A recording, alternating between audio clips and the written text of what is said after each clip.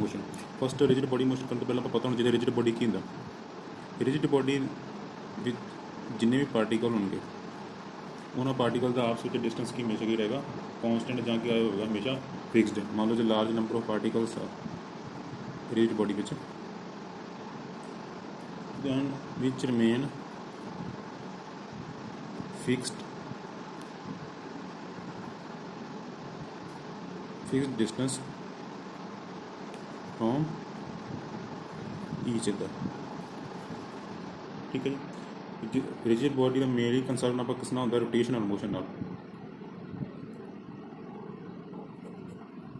वैसे तो translation motion भी होंगे बट आप मेन कंसर्न किस करना इसका रोटेशन मोशन नाल। तो आप रिजिड बॉडी के रोटेशन मोशन जो स्टडी करा तो उसलिए आपको की पता करेंगे आप angular momentum and energy check kinetic energy. ठीक है जी। Angular momentum and kinetic energy एक मेन फिजिकल टर्म आती है उसमें एक्सप्रैस करने वास्ते that is movement of inertia जैसे हम की बोल दें रोटेशन ऑफ इनर्शिया। ठीक है इस physical quantity means movement of inertia अपन पता होगा आप एंगुलर मोमेंटम ते काइनेटिक एनर्जी फाइंड कर सकते हैं रिजिड बॉडी की। ठीक है हम मूवमेंट ऑफ इनर्शिया की है उसको मेनली आई ना डोनेट कर देने that is equal to summation I m i into r i the square. But m i तो आर आई की है।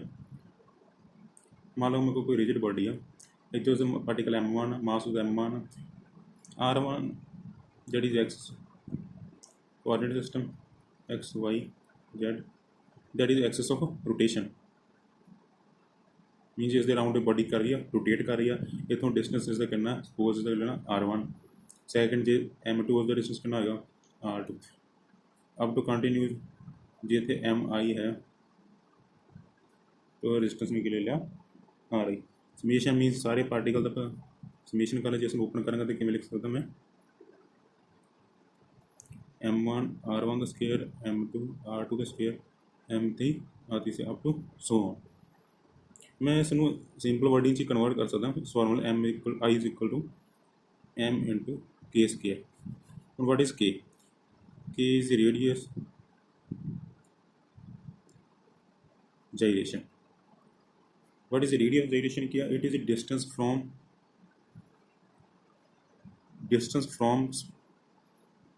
axis of rotation to that point where whole mass supposed to be concentrated।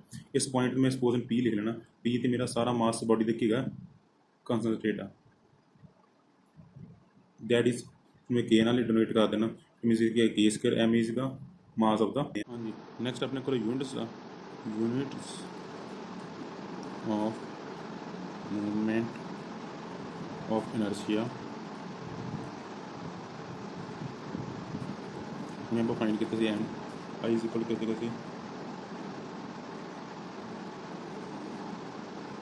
ठीक है M unit कितने के दी are they कितने metre square ऐसे unit आ अपने। ठीक है हम आप करना कुछ important point movement of inertia. First movement of inertia किस डिपेंड किस कर रहे हैं डिपेंडेंस इसकी किस फस्ट है डिस्ट्रीब्यूशन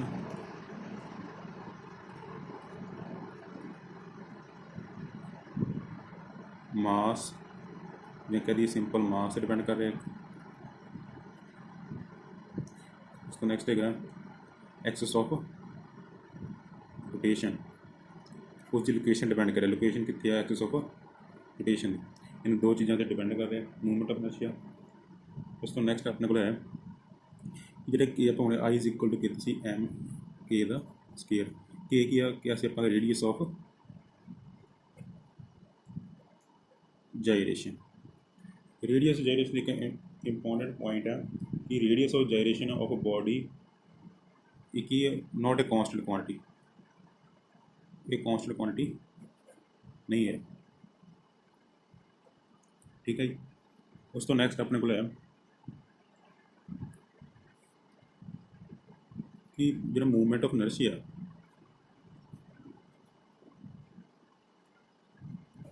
ਇਹ ਸੇਮ ਰੋਲ ਪਲੇ ਕਰਦਾ ਹੈ, ਸੇਮ ਰੋਲ ਪਲੇ ਲਾਈਕ ਜਿਵੇਂ ਟਰਾਂਸਲੇਸ਼ਨ ਮੋਸ਼ਨ ਵਿੱਚ ਮਾਸ ਰੋਲ ਡਿਪੈਂਡ ਕਰਦਾ। ਠੀਕ ਹੈ ਜੀ, movement of inertia same role play ਕਰਦਾ ਲਾਈਕ ਜਿਵੇਂ ਟਰਾਂਸਲੇਸ਼ਨ ਮੋਸ਼ਨ ਵਿੱਚ ਮਾਸ ਰੋਲ ਜਿਹੜਾ ਪਲੇ ਕਰਦਾ, ਜਿਵੇਂ ਆਪਾਂ F=ma ਲਿਖਦੇ ਹਾਂ ਨਿਊਟਨ ਲਾਅ 'ਚ। ਠੀਕ ਹੈ ਜੀ, ਇਹ ਗਾ ਟਰਾਂਸਲੇਸ਼ਨ ਮੋਸ਼ਨ ਵਿੱਚ। ਠੀਕ ਹੈ ਜੀ, ਮੂਵਮੈਂਟ ਇਨਰਸ਼ੀਆ ਵੀ ਸੇਮ ਰੋਲ ਪਲੇ ਕਰਦਾ but in the rotational motion ਵਿੱਚ। ਠੀਕ ਹੈ ਜੀ, ਹੁਣ ਉਸ ਤੋਂ ਨੈਕਸਟ ਆਪਣੇ ਕੋਲ ਹੈ ਆਪਾਂ ਐਂਗੂਲਰ ਮੋਮੈਂਟਮ ਫਾਈਂਡ ਕਰਾਂਗੇ। ਠੀਕ ਹੈ ਜੀ,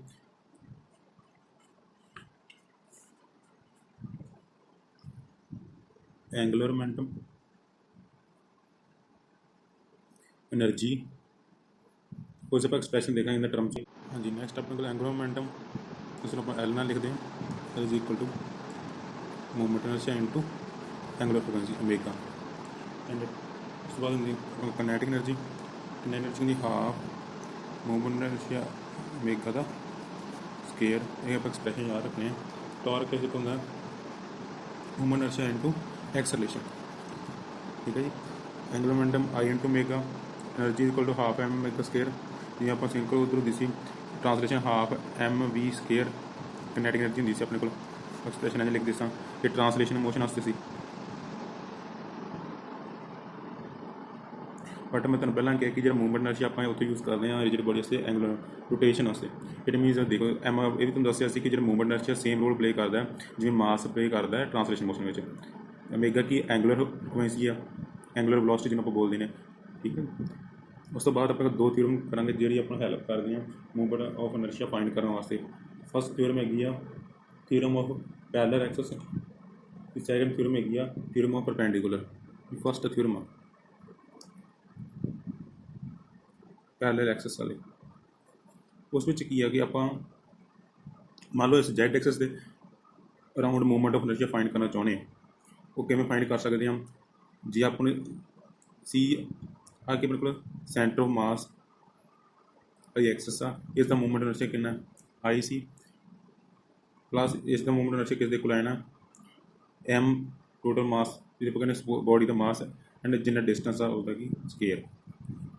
ठीक है, इवें थ्योरम जी सैकेंड थ्योरम को परपेंडिकुलर वाली।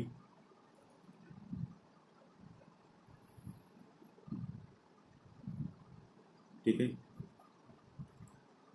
वो हम मान लो जी मैं मूवमेंट ऑफ इनर्शिया फाइंड करना चाहता अलॉन्ग जेड एक्सिस से, तो किस दे कोल आना movement of inertia perpendicular to this axis that is x axis was the movement inertia plus perpendicular to जो y axis that I is equal है। ठीक है, हुण आप डिफरेंट बॉडी का movement of inertia लिखांगे।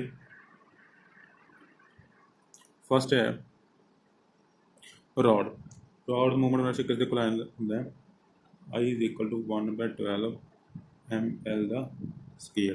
L is the length of the rod, m is the mass of the rod। Similar rectangle ਦੇ ਕਿਸ ਦੇ ਕੋਲ ਹੁੰਦਾ 1/12 ਬਾਕੀ ਸੇਮ ਆਪਾਂ ਨੂੰ rectangle ਦੀ ਦੋ ਚੀਜ਼ਾਂ ਨੇ ਲੈਂਥ ਤੇ ਬ੍ਰੈਥ L ਦਾ ਸਕੇਅਰ ਪਲਸ T ਦਾ ਸਕੇਅਰ। ਠੀਕ ਹੈ, ਇਸ ਤੋਂ ਬਾਅਦ ਆ ਗਈ ਆਪਣੇ ਕੋਲ ਰਿੰਗ ਦਾ ਦੋ ਤਰ੍ਹਾਂ ਦਾ ਮੂਵਮੈਂਟ ਇਨਰਸ਼ੀਆ ਦੋ ਤਰ੍ਹਾਂ ਮੋਸ਼ਨ ਹੋ ਸਕਦਾ। ਇੱਕ ਤਾਂ ਸੈਂਟਰ ਦੇ ਰਾਊਂਡ ਜਿਵੇਂ ਰੋਟੇਟ ਕਰੀਏ ਇਸ ਤਰ੍ਹਾਂ ਹੀ। ਸੈਕਿੰਡ ਕੀ ਆ ਡਾਇਆਮੀਟਰ ਅਕੋਰਡਿੰਗ ਉੱਪਰ ਨੂੰ ਜਾਏਗਾ ਨੀਚੇ ਜਾਏਗੀ ਜਿਵੇਂ ਕੋਇਲ ਰੋਟੇਟ ਕਰਦੀ ਮੋਟਰ ਵਿੱਚ। ਠੀਕ ਹੈ ਜੀ, ਫਸਟ ਜਿਹੜਾ सेंटर वाला उसका मूवमेंट इनर्शिया किस दे कोल होंदा I is equal to m are the square. R is the radius of ring and m is the mass of the ring. Next अपने को जो डायमीटर वो सिंपल की होना अपने को half M are the square. उस बाद अपने को डिस्क के सेम तरह दो तरह मोशन है, एक सेंटर विच ते एक अलॉन्ग डायमीटर। जो अलॉन्ग सेंटर आ उसका मूवमेंट इनर्शिया किस दे कोल होंदा half M R square. R is the radius of the disc and दूसरा जो डायमीटर वाला कहना हाफ 4 mr द स्केयर। उस बाद जी सिलेंडर के दो तरह बट आप करें कल सिमेट्री वाला symmetry centre that is equal to होंगे अपने को half mr the square. R is the radius of the cylinder.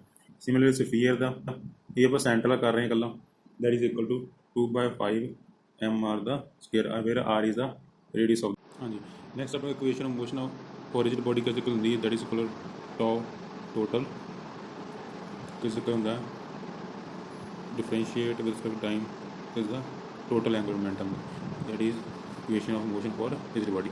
उस बाद आप करना angular momentum for rigid body about the principal axis. ਹੁਣ ਆਪਾਂ एंगुलर मोमेंटम फाइंड करना सिंपल जो 3 डायमेंशन फाइंड करना कि देखो लगा L X I cap L Y ई कैप एल जेड ई कैप तीन डायरेक्शन तो 3 में 3 कोऑर्डिनेट होंगे अपने को X axis Y Z axis, ठीक है जी। ਹੁਣ ਦੀ first component L x find करांगे तो किस दे कोल आएगा omega x omega y x z omega z. Similarly अपना एल वाई आ जाएगा L y x omega x L sorry I Y y omega y inertia y z omega z इवें अपने को क्या आ जाएगा एल जेड आ जाएगा I z x omega x I z y omega y I Z z omega z. इनमें simple जो लिख सकते मैट्रिक फॉर्म में I x x I x y I x z नीचे लिख देंगे I x x I x y I x z I y x I Y Y I y z I z x I z y I Z z. इधर की माने में omega x omega y थे omega z, that is matrix form से लिखता दैट quantity is called inertia tensor inertia tensor of rank 2 rank इन्ना 2 आ इसमें बोलते कि इनर्शिया टेंसर टेंसर को किवें रिप्रेजेंट करते हैं इसमें एवं लिख सकते हैं, ठीक है। जोड़ा कि एक वैक्टर ਨੂੰ दूजे वैक्टर च ट्रांसपोर्ट करता दैट इज टेंसर। हम अपना डिफरेंट डिफरेंट प्रॉपर्टीज पढ़ांगे principal of movement of inertia that is I axis diagonal elements बोलते हैं आप I Y Y I Z z that is called principal of movement of inertia. तो product of inertia की जो डायगोनल के बिना रह गए x y y x z x z, ठीक है ठीक है I y z z y जो प्रोडक्ट ऑफ इनर्शिया ये कहते सिमेट्रिक इनर्शिया होंगे सिमेट्रिक होंगे सिमेट्रिक का मतलब ये होगा आई एक्स वाई किस को होगा आई वाई एक्स इवें आई जेड एक्स किसी को एक्स जेड दे को होगा।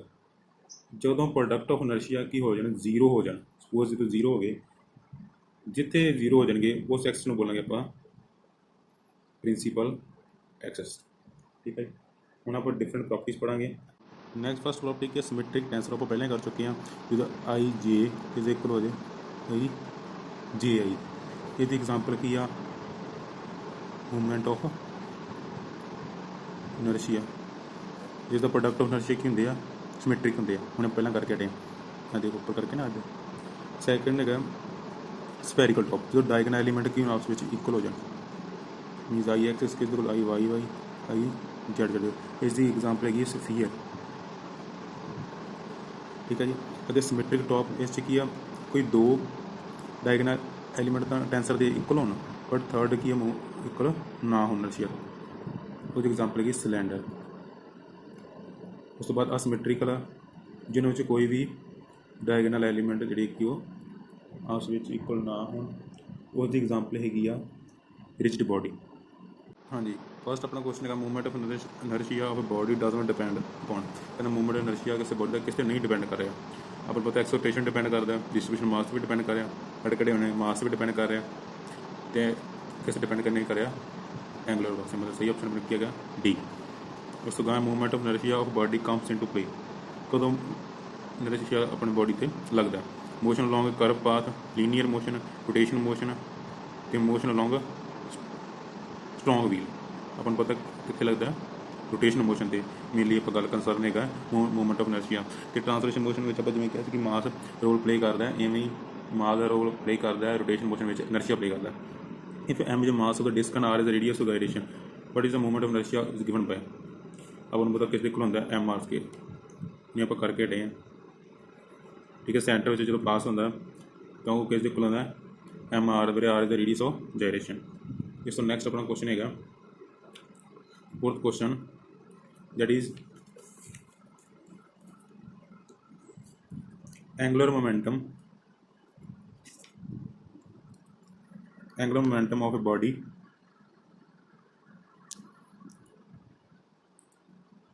वो movement inertia of L I is kinetic energy. आप किनेटिक एनर्जी एक्सप्रेशन दसना जिस द मूवमेंट इनर्शिया कितना आई है, एंगुलर मोमेंटम कितना एल है। अपन कहते को एल स्क्वायर अपॉन 2 है। अब हुणे करके आए असां एल किस दे कोल हुंदा सी I into omega and kinetic energy किस दे कोल सी हाफ आई ओमेगा स्क्वायर। ये तो वैल्यू पुट करांगे, आई ना कर देंगे मल्टीप्लाई डिवाइड, आई ना मल्टीप्लाई किया, आई ने डिवाइड किया, ऊपर ही बन गया half I square omega square, नीचे आई आ गया आई स्केयर ओमेगा स्केयर किस को आई स्केयर ओमेगा एल दे दी मैंने एल स्केयर कौन 2 है। ये अपना करेक्ट आंसर आ गया सी। ठीक है, नेक्स्ट क्वेश्चन अपने कहा a solid sphere disc and ring all of the same mass and made from same material allowed to roll down on the inclined plane then. कहता ये सॉलिड स्फीयर ये disc ये ring आ, तीन चीज़ा तीनों सेम, इन्हों का मास भी की है सेम, तो बने भी की आ सेम मटीरियल दे। तो कहता तीनों की आ आप अलाउ कर दिए इनकलाइंड प्लेन तो तीनों अलाउ कर दिए, डिस्क भी रिंग भी। तो सब तो पहला नीचे कौन आएगा, फर्स्ट ऑप्शन है सॉलिड स्फीयर, कि सॉलिड स्फीयर आएगा फर्स्ट आएगा, सॉलिड स्फीयर रीच लास्ट, कि लास्ट आएगा स्फीयर। थर्ड की डिस्क रीच बॉटम फर्स्ट, कि पहला सब तो पहला डिस्क पहुँचेगी या all reach the bottom at the same time. ये सारे तिने इको टाइम पर आएंगे। देखो इस की होना मूवमेंट ऑफ इनर्शिया का कंसैप्ट आएगा, जिसका सब तो घट मूवमेंट ऑफ इनर्शिया होगा इट मीनस उन्ना कि वो ईजिली किया जाएगा, रोटेशन उसकी ज़्यादा होगी उन्ना जल्दी वो पहला पहुँच जाएगा। अपन पता है सॉलिड स्फीयर का जो मूवमेंट ऑफ इनर्शिया किस को 2.2/5 एम आर स्केयर सी, डिस्क का अपने को सी M R square half M R square, तो रिंग का अपने को सी एम आर स्केयर। अपन मतलब सब तो घट के इट मीनस ए ऑप्शन आ जाना, क्योंकि इस मूवमेंट इनर्शिया सॉलिड स्फीयर सब घट आ, रोटेशन ज़्यादा होगी तो पहला वो पहुँचेगा। उसका नेक्स्ट अपने को a rigid body rotating with the angular velocity omega possess angular momentum L, then L is must be parallel to omega, L is never parallel to omega, L is may or may not be parallel to omega, none of above। Generally क्या होंगे कि L is क्या होंगे not parallel to omega, but कुछ case जिमें कि जो आप मूवमेंट इनर्शिया प्लेन के परपेंडिकुलर एक्सिस का फाइंड करते हैं उस विच की आ L की पैरेलल होंदा भी आ किस दी ओमेगा दी, इट मीन सी ऑप्शन आना एल मे और may not be parallel to the omega. 7 question a sphere can not roll on, कहना स्फीयर को किस से रोल नहीं करे घूमेगा नहीं, स्मूथ हॉरिजॉन्टल सरफेस जो कि स्मूथ हॉरिजॉन्टल सरफेस हैगी आ। सैकेंड की आ rough inclined surface, rough inclined surface आ। थर्ड की आ स्मूथ हो, ये अपने को रफ होगी स्मूथ आ, रफ हॉरिजॉन्टल होगी कि इस अंदर रोल नहीं करेगी। इतने रफ इतने फ्रिक्शन होगी इट मीनस इतने रोल करेगी, हॉरिजॉन्टल भी रखेंगे तो उत्थे भी किया रोल करेगा, इट मीन जो इंक्लाइंड तो वेगा स्लिप कर देगा, इट मीनस ऑप्शन होना बी।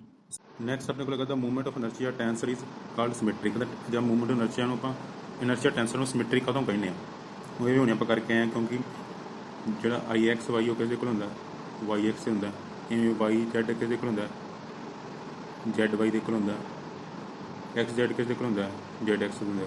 हाँ करके आप की कहने सिमेट्री का all the element of matrix are equal नहीं, ये भी नहीं all diagonal element are equal नहीं, the off diagonal elements are equal, जो ऑफ डायगोनल एलिमेंट्स वो कहते हैं इक्वल होंगे, सी आएगा। इस वेरिकल टॉप इज कंडीशन कई सेटिस्फाई करेगा कंडीशन ए आएगा, क्योंकि तीनों डायगोनल एलिमेंट्स की होंगे इक्वल लगा कि रोटर सैटिस्फाई कंडीशन, रोटर कि सैटिस्फाई करेगा आ तो आ गई आप होने करके स्फेरिकल टॉप वाली। ठीक है जी, अपने को होंगी सिमेट्रिकल की